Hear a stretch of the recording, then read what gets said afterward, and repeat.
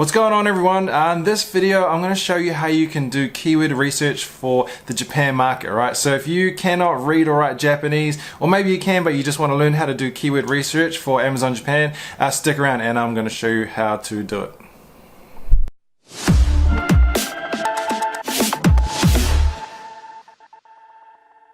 Okay, so first off, just a little quick basic Japanese lesson out there for you, for those of you that don't know how to read or write any Japanese.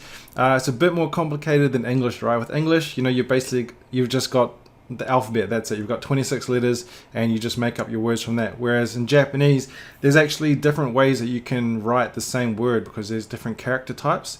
So there's four main character types, okay? So the first one is hiragana, which is the most simple one to use, and each character is a sound, right? Like ka, ki, ku, ke, ko. Ka is a different character, ku is a different character, things like that. So I'll just give you an example. So let's use the word phone, but in Japanese it's called denwa. Okay, so you can put denwa like that. So it's got de and wa. So that's three characters, all right?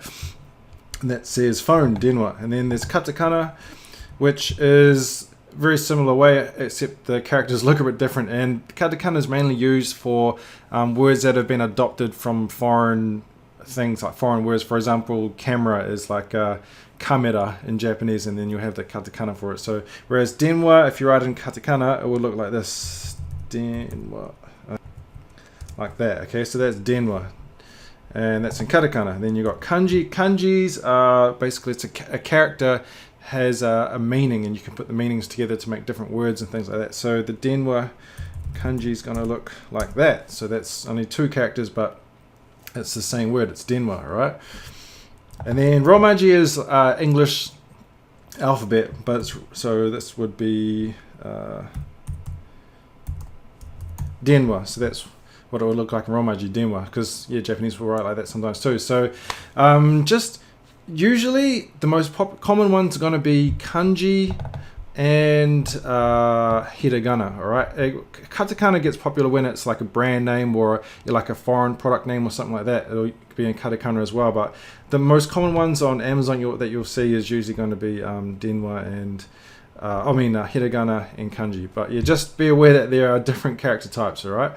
Don't get too stressed out if you don't have any Japanese experience, and I just wanted to just cover the basics and let you know what is kind of involved. And then there's two spacing types as well. So in English you just have one space in between your words, whatever, but in Japanese you can change. You can have a half size and you can have a full size, and you need to be aware of this because the results can be different depending on the space that you use. So they can bring up different results, and you can have different amounts of search volume and things like that. So you want to be able to you might want to be able to using both spaces when you're doing your keyword research.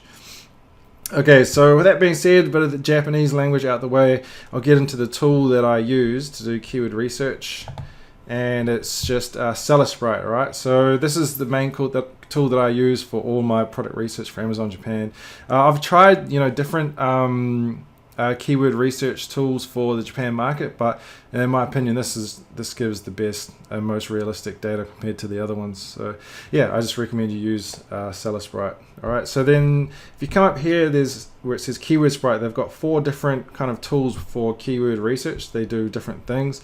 If you're just looking to find keywords to put in your listing or in your title and things like that, I'll tend to use the key mining tool and the reverse async keywords tool. So the keyword mining, you're basically just trying to find a bunch of related keywords to your topic, all right? So you switch it to the Japan market.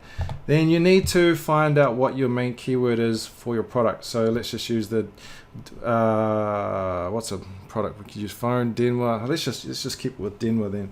So we'll put in denwa, and I'll leave it as kanji, and we can see here it's got roughly 49,000 searches per month for denwa. So then if you click get keywords, it'll now come up with a bunch of related words to denwa. And then so obviously here it's in Japanese, right? And if you can't speak Japanese or read Japanese, I use Google Chrome, right? And if you use Google Chrome, you can just click right click and then click translate to English.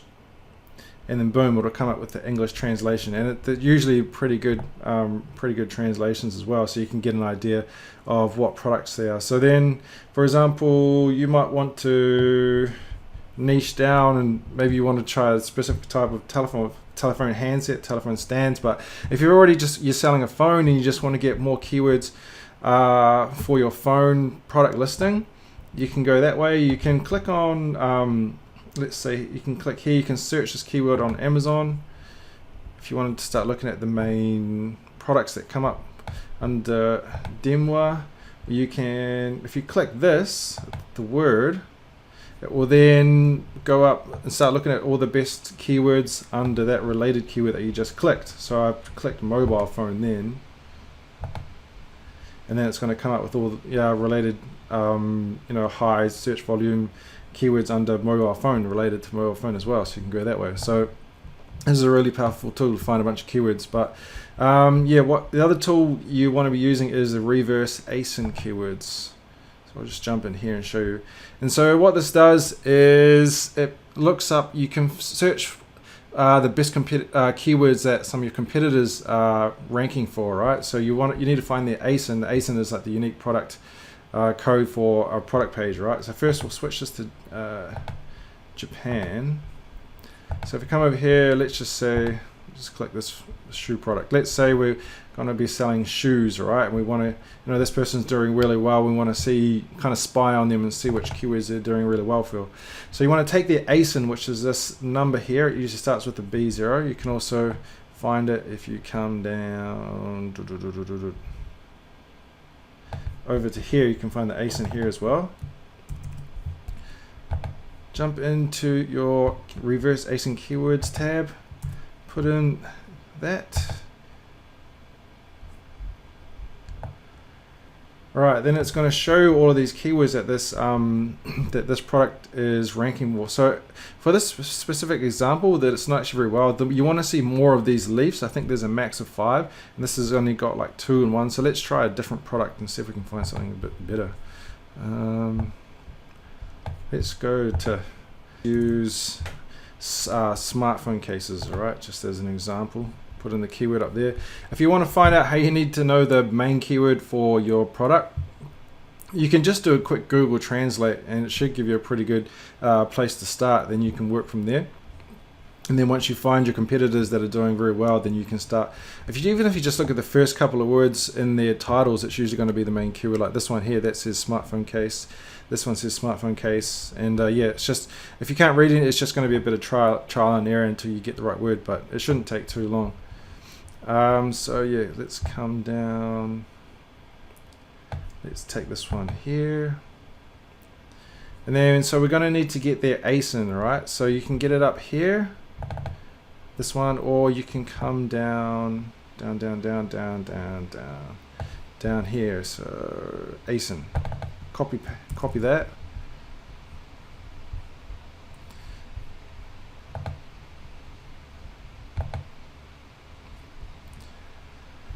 Okay, so then you're in your reverse ASINs keywords tab.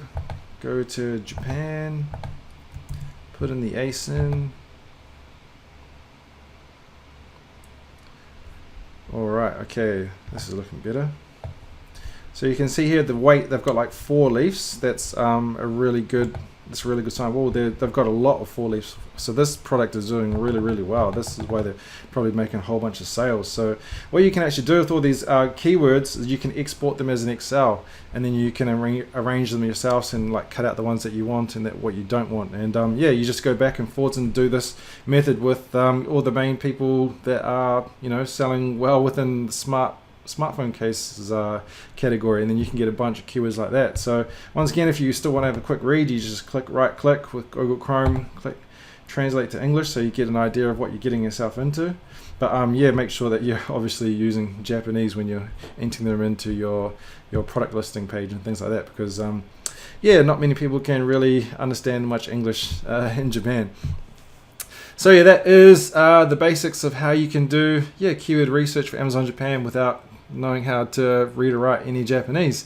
Yeah, if you want to check out Celesprite, yeah, I do recommend it. I use it every day, which is why I talk about it so much, I think. Yeah, there's a free trial, and if you decide you want to get more serious about it, yeah, I'll leave a discount code to get you 20% off for life down below. And that is it for this lesson, and I'll see you in another one.